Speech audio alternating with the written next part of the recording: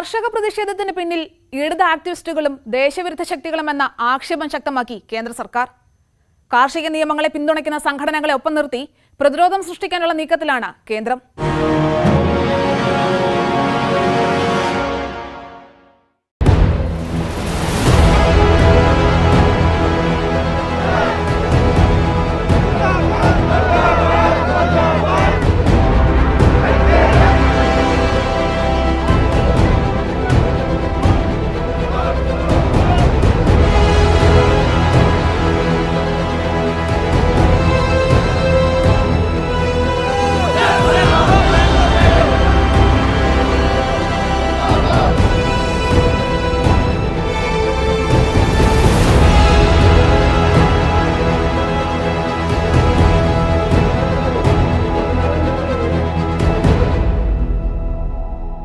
ഡൽഹി ചലോ മാർച്ചും തുടർന്നുള്ള കർഷക പ്രക്ഷോഭവും ഒരു മാസം പിന്നിടുകയാണ്.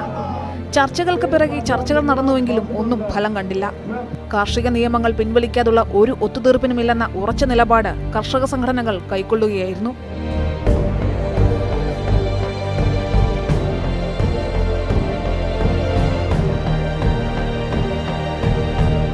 കർഷകർ ഇന്ത്യയുടെ നട്ടെല്ലാണ്, അവർക്കൊപ്പമാണ് കേന്ദ്ര സർക്കാർ എന്ന് മുഴത്തിന് പറഞ്ഞു നടന്നിരുന്ന കേന്ദ്ര സർക്കാർ ഒടുവിൽ സ്വരം ഒന്ന് മാറ്റിപ്പിടിച്ചു തുടങ്ങി. കർഷകർക്ക് ഏറെ പ്രയോജനകരമായ നിയമങ്ങൾക്കെതിരെ പ്രതിഷേധം നടത്താൻ കർഷകരെ പ്രേരിപ്പിച്ചത് ഇടത് ആക്ടിവിസ്റ്റുകളും ഖാലിസ്ഥാനും ദേശവിരുദ്ധ ശക്തികളുമൊക്കെയാണെന്ന് പറഞ്ഞു വയ്ക്കുകയാണ് കേന്ദ്രം. ഇതിനായി അവർ കണ്ടെത്തിയ പ്രചാരണ ആയുധമായിരുന്നു ഭീമ കൊറേഗാവ് കേസിൽ അറസ്റ്റിലായ ആക്ടിവിസ്റ്റുകളുടെ മോചനം ആവശ്യപ്പെട്ടുള്ള പോസ്റ്ററേന്തിയ യുവാക്കൾ കർഷക സമരത്തിനിടെ നിൽക്കുന്ന ഫോട്ടോ. ആക്ടിവിസ്റ്റുകളുടെ മാത്രമല്ല, ഡൽഹി കലാപത്തിൽ അറസ്റ്റിലായവരുടെ മോചനവും പ്രതിഷേധക്കാർ ആവശ്യപ്പെടുന്നു. ഇതുതന്നെയാകണം ജാമിയ മിലിയ ഇസ്ലാമിയ അടക്കമുള്ള സർവകലാശാലകളിൽ നിന്നുള്ള വിദ്യാർത്ഥികളെ സമരത്തിൽ പങ്കെടുപ്പിക്കാതെ കർഷകർ തിരിച്ചയച്ചതിന് കാരണം.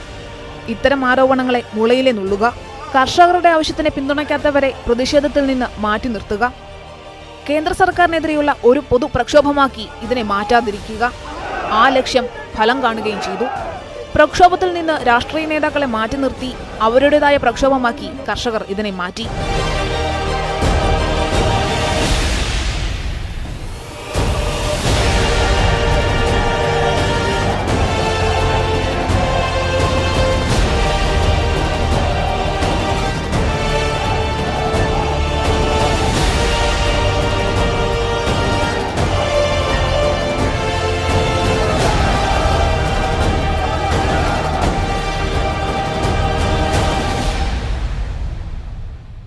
मेरा ये दुख है, आज तक किसान, दुनिया के अंदर किसान है वो दुखी हैं।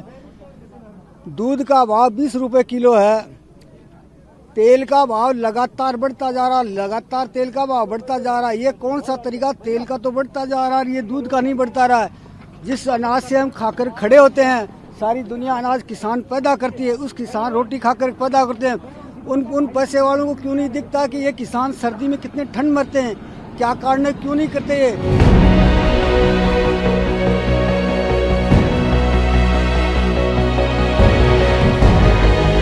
കോൺഗ്രസ് ഇടത് നേതാക്കൾ പ്രസംഗിക്കുന്ന വേദിയും രാഷ്ട്രീയ കക്ഷികളുടെ എംപിമാർ പ്രതിഷേധിക്കുന്ന ഇടവുമെല്ലാം പ്രധാന കർഷക സമരത്തിന്റെ കേന്ദ്രമായ ഗാസിയാബാദും ബുരാരി മൈതാനവും ഒന്നുമല്ല.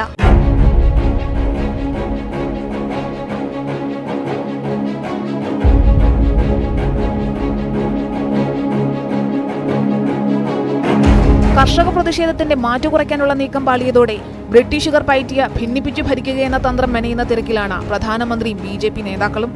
ഇതിനായി കർഷക നിയമങ്ങളെ പിന്തുണയ്ക്കാൻ ചില കർഷക സംഘടനകളെ ഒപ്പം കൂട്ടി അവരുടെ പ്രതിനിധികളുമായി ചർച്ച നടത്തി. കർഷക നിയമങ്ങൾ സഹായകമായെന്ന് കർഷകരെ കൊണ്ട് പറയിക്കുന്ന ദൃശ്യങ്ങൾ ഇറക്കി. എന്തിന് സമരത്തിൽ പങ്കെടുക്കുന്ന നേതാക്കളെ കാണാൻ തയ്യാറാകാത്ത നരേന്ദ്രമോദി കർഷക നിയമങ്ങളെ പിന്തുണയ്ക്കുന്ന കർഷകരെ കണ്ടു, അവരുമായി സംവദിച്ചു.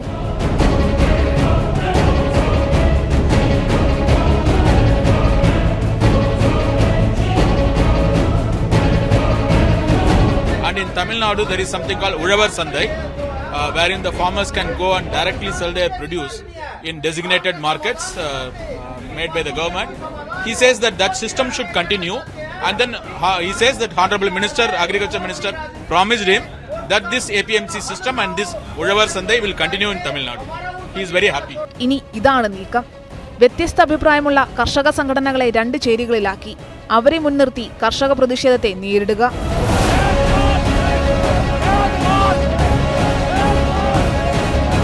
സുപ്രീം കോടതിയിൽ വരെ എത്തിയ കർഷക പ്രക്ഷോഭത്തെ തടയാൻ ചീഫ് ജസ്റ്റിസ് ഉൾപ്പെടെ തയ്യാറായില്ല. മറിച്ച് ജനങ്ങൾക്ക് മാർഗതടസ്സം ഉൾപ്പെടെയുള്ള ബുദ്ധിമുട്ടുകൾ ഒഴിവാക്കി അവരുടെ അവകാശങ്ങൾ നിഷേധിക്കാതെയുള്ള പ്രതിഷേധത്തിന് അവസരം നൽകണമെന്നായിരുന്നു സുപ്രീം കോടതി നിരീക്ഷണം. 1 മാസം പിന്നിടുമ്പോഴും കർഷകർ നിലപാടിൽ ഉറച്ചു നിൽക്കുന്നതോടെ ഇനി എന്താകുമെന്ന ആകാംക്ഷ കേന്ദ്ര സർക്കാരിന് മാത്രമല്ല ഉള്ളത്. ഡൽഹി ഷാഹീൻബാഗ് ആവർത്തിക്കുമോ എന്ന ആശങ്കയും ചിലർ പങ്കുവയ്ക്കുന്നുണ്ട്.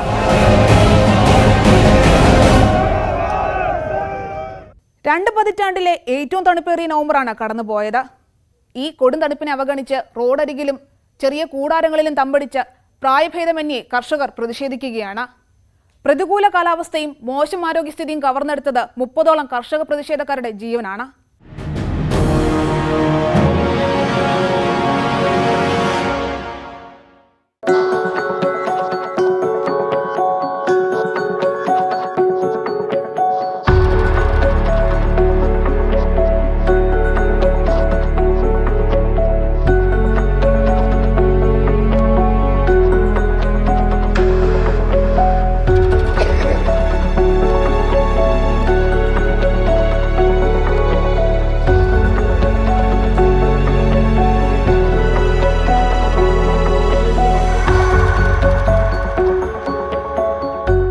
ഉത്തരേന്ത്യയിൽ ഇത് തണുപ്പുകാലമാണ്.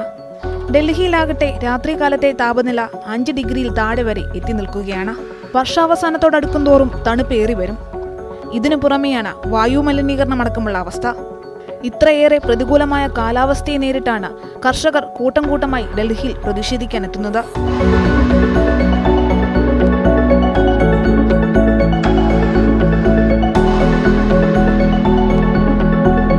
തണുത്തുവിറയ്ക്കുന്ന കാലാവസ്ഥയിലും ചെറുപ്പക്കാർക്കൊപ്പം പ്രായമായവരും സ്ത്രീകളും കുട്ടികളും കാർഷിക നിയമത്തിനെതിരെ തോളോട് തോൾ ചേർന്ന് പ്രതിഷേധിക്കുകയാണ്. കാരണം ഇത് അവരുടെ ഭാവിയുടെ പ്രശ്നമാണ്. അന്നത്തിന്റെ മാർഗം സംരക്ഷിക്കാനുള്ള പോരാട്ടമാണ് അവർക്കിത്.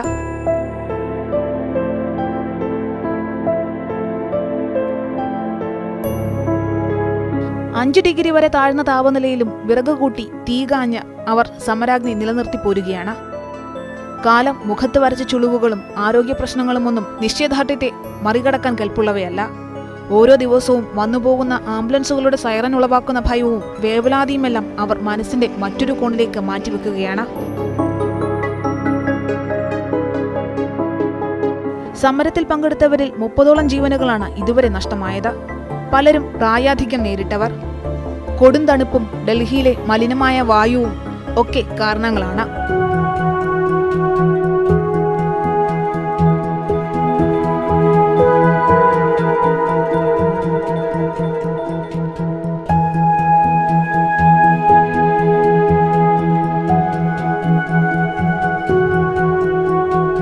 പക്ഷേ ഈ മരണങ്ങളൊന്നും സമരവീര്യം ചോർത്തുകയല്ല, മറിച്ച് വർദ്ധിത വീര്യത്തോടെ പ്രതിഷേധം തുടരാനുള്ള ഊർജം കൈമാറുകയാണ് ചെയ്തത്.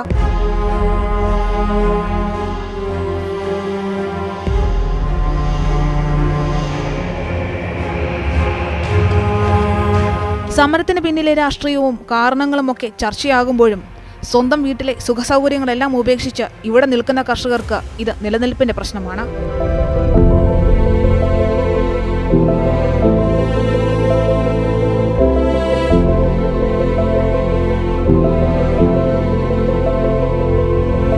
കൃഷിയിടങ്ങൾ സംരക്ഷിക്കാൻ രാത്രി ഉറക്കം വിളയ്ക്കുന്നതും തണുപ്പുമൊക്കെ പരിചിതമാണെന്ന് ഈ മുഖങ്ങൾ പറയുന്നു.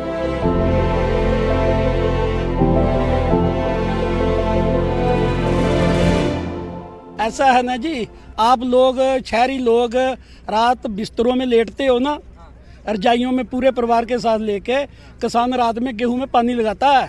मोदी क्या डर जाएगा अभी ठंड के मारे भाग जाएंगे? ऐसे नहीं भागने वाले। ये तो छब्बू बॉर्डर पे ठंडा पानी मारा था किसानों पे, किसान तब नहीं भागे। തണുപ്പ് എത്രയേറിയാലും സമരത്തിൽ നിന്ന് പിന്നോട്ടില്ലെന്ന നിലപാടിലാണ് കർഷകർ. വെയിലത്തും മഴയത്തും തണുപ്പിലും പണിയെടുക്കുന്ന കർഷകർക്ക് ഡൽഹിയിലെ തണുപ്പിനെ മറികടക്കാനാകട്ടെ എന്ന് പ്രതീക്ഷിക്കാം.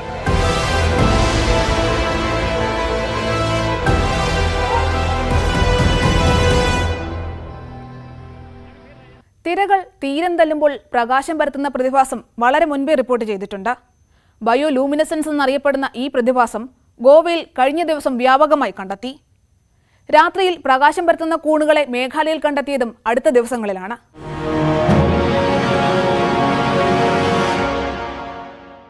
ഗവേഷകർ പറയുന്നത്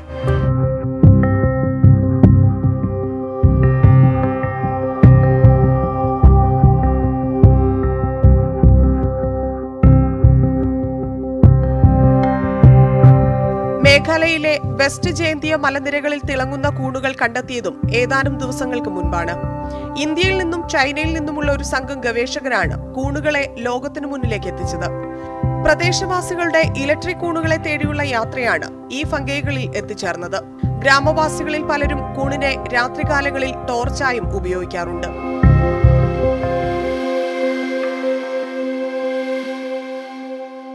അമ്മമാരും അമ്മൂമ്മമാരും ഒക്കെ പൊങ്ങച്ചം പറയുന്ന ആ പാചകം വളരെ വേഗത്തിൽ ചെയ്ത് റെക്കോർഡിട്ട ഒരു 9 വയസ്സുകാരിയുണ്ട് ചെന്നൈയിൽ.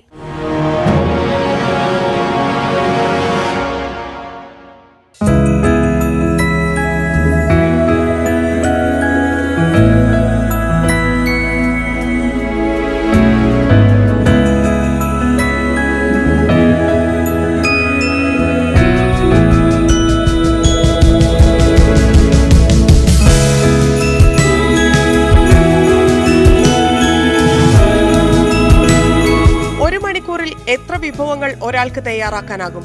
ഏറിയാൽ 3 അല്ലെങ്കിൽ 4. എന്നാൽ 58 മിനിറ്റിൽ 46 വിഭവങ്ങൾ ഉണ്ടാക്കിയിരിക്കുകയാണ് തമിഴ്നാട്ടിൽ നിന്നുള്ള 9 വയസ്സുകാരി SN ലക്ഷ്മി സായിശ്രീ.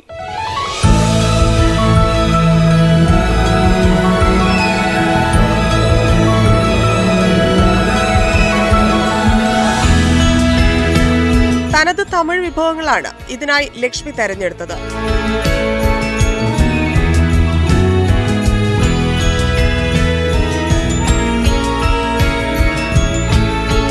ബുക്ക് ഓഫ് റെക്കോർഡ്സിന്റെ അധികൃതർക്ക് മുന്നിൽ പ്രത്യേകം തയ്യാറാക്കിയ അടുക്കളയിൽ പാചകം. ഇതിനാൽ 4ലേറെ ബർണറുകളുള്ള സ്റ്റൗവാണ് തെരഞ്ഞെടുത്തത്. ചേരുവകൾ നേരത്തെ അടുത്തടുത്തായി തയ്യാറാക്കി വെച്ചിരുന്നു. 46 dishes in 1 hour. I have made puri, chapati, paneer tikka, chicken 65, bhajis, like that many. I have done cooking with my mom. Because I have interest in that, then my mom trained me, then that only I have done world record. ചെറുപ്പം മുതലേ ലക്ഷ്മിക്ക് പാചകത്തിനോട് താല്പര്യമുണ്ടായിരുന്നു. അമ്മ തയ്യാറാക്കുന്നത് നോക്കി പരീക്ഷിക്കുകയും ചെയ്തു. അങ്ങനെയാണ് സ്വന്തമായി പാചകം ചെയ്യാൻ പരിശീലിച്ചു തുടങ്ങിയത്. Everyone likes food and children usually like different kind of cuisine. So that way I started to cook different cuisine of Tamil Nadu, traditional food of Tamil Nadu. The same way she liked it and she was interested to cook all these kind of dishes. So during the lockdown we had a lot of time to spend together. So my son as well, he is also cooking with me. And my daughter is the one who always be with me in kitchen.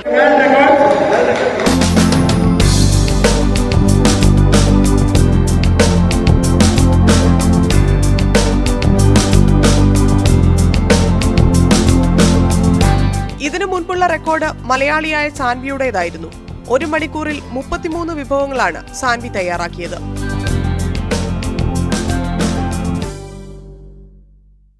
മഞ്ഞുകാലം എത്തിയതോടെ കശ്മീരിൽ ശീതകാല കായിക വിനോദങ്ങൾക്ക് തുടക്കമായി. സ്കീയിങ്ങിനു പുറമെ മഞ്ഞിനിടയിലൂടെയുള്ള സൈക്ലിംഗും ക്രിക്കറ്റുമൊക്കെയാണ് പുതിയ trend.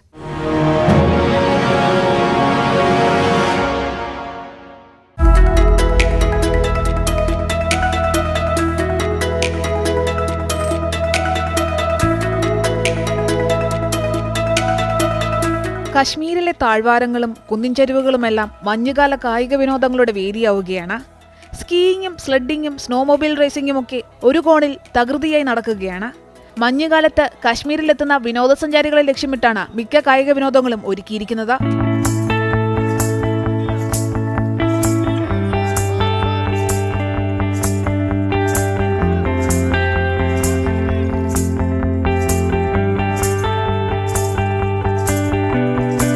എന്നാൽ മഞ്ഞു പൊതിഞ്ഞു കിടക്കുന്ന സ്ഥലത്ത് ക്രിക്കറ്റ് മത്സരങ്ങൾ സംഘടിപ്പിച്ചിരിക്കുകയാണ് ഗുരൈ സ്വദേശികളായ കുറച്ച് യുവാക്കൾ. ഇതാദ്യമായല്ല ഇവർ മഞ്ഞുകാലത്ത് ക്രിക്കറ്റ് മത്സരം സംഘടിപ്പിക്കുന്നത്. കഴിഞ്ഞ വർഷവും സമാനമായ രീതിയിൽ ക്രിക്കറ്റ് മത്സരം ഒരുക്കിയിരുന്നു.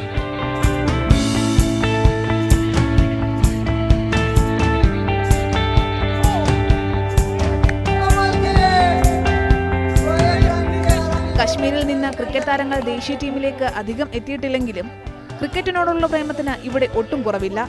അതുതന്നെയാകണം മഞ്ഞുമൂടി കിടക്കുമ്പോഴും ക്രിക്കറ്റ് മത്സരങ്ങൾ ഒരുക്കാൻ കാരണം.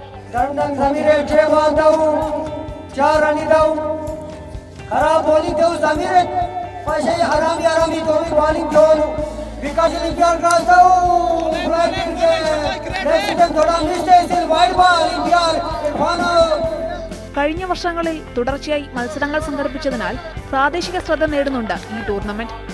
കുറച്ച് വിനോദസഞ്ചാരികൾ കൂടി പങ്കാളികളായാൽ ടൂർണമെന്റ് കൂടുതൽ ജോറാകുമെന്നാണ് യുവാക്കളുടെ അഭിപ്രായം. മഞ്ഞുമൂടി തുടങ്ങിയ കശ്മീരിൽ സ്കീയിങ്ങും ക്രിക്കറ്റും സൈക്ലിങ്ങും കൂടുതൽ ദിവസങ്ങളിൽ തുടരാനാകില്ല. കനത്ത മഞ്ഞ് വീഴുമ്പോൾ നിർത്തിവെക്കുന്ന മത്സരങ്ങൾ ഫെബ്രുവരി ആദ്യവാരം പുനരാരംഭിക്കാനാണ് ഇപ്പോഴത്തെ തീരുമാനം.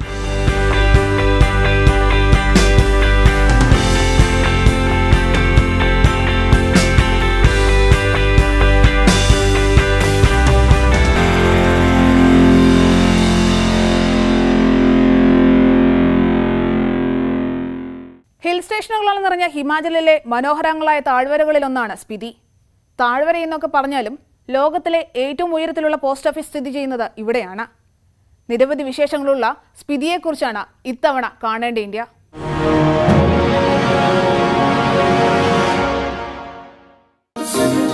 മൂടിക്കെട്ട് വ്യോമ 440 മീറ്റർ ഉയരത്തിൽ പോസ്റ്റ് മാസ്റ്ററും പോസ്റ്റ്മാനുമെല്ലാം.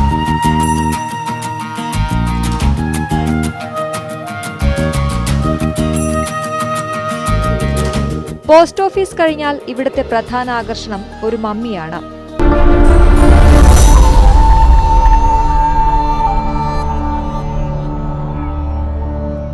ടെൻസിന്റെ സമാധിക്ക് പിന്നിൽ ഒരു കഥയും.